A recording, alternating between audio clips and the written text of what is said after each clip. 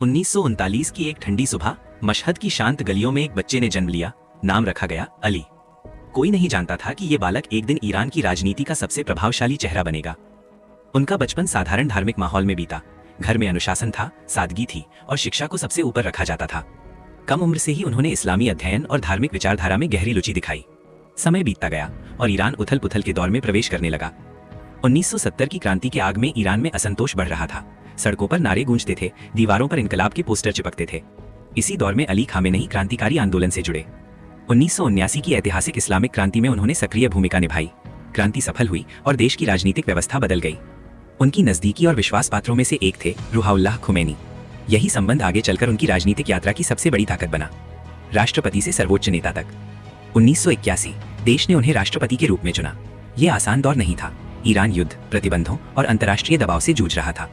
फिर 1989 में जब खुमैनी का निधन हुआ, देश को नए सर्वोच्च नेता की आवश्यकता थी। चुनाव पड़ा अली खामेनेई पर और यहीं से शुरू हुआ उनका लंबा अध्याय, लगभग 4 दशकों तक सर्वोच्च सत्ता का नियंत्रण।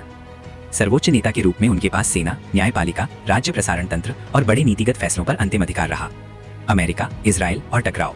अमेरिका और पश्चिमी देशों के साथ संबंध हमेशा तनावपूर्ण रहे। ईरान के परमाणु कार्यक्रम और क्षेत्रीय नीतियों में उनकी निर्णायक भूमिका रही।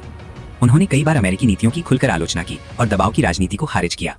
इजराइल के साथ वैचारिक और रणनीतिक टकराव भी वर्षों से बना रहा, जो अंतर्राष्ट्रीय राजनीति का बड़ा विषय रहा है।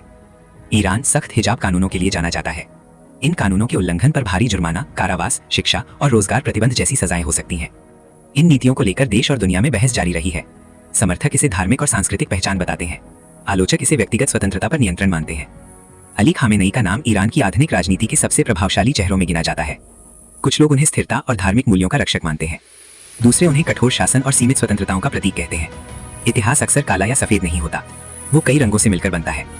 और अली खामेनेई की कहानी भी उन्हीं जटिल रंगों में लिखी गई है, संघर्ष, सत्ता, विश्वास, आलोचना और विरासत के रंगों में।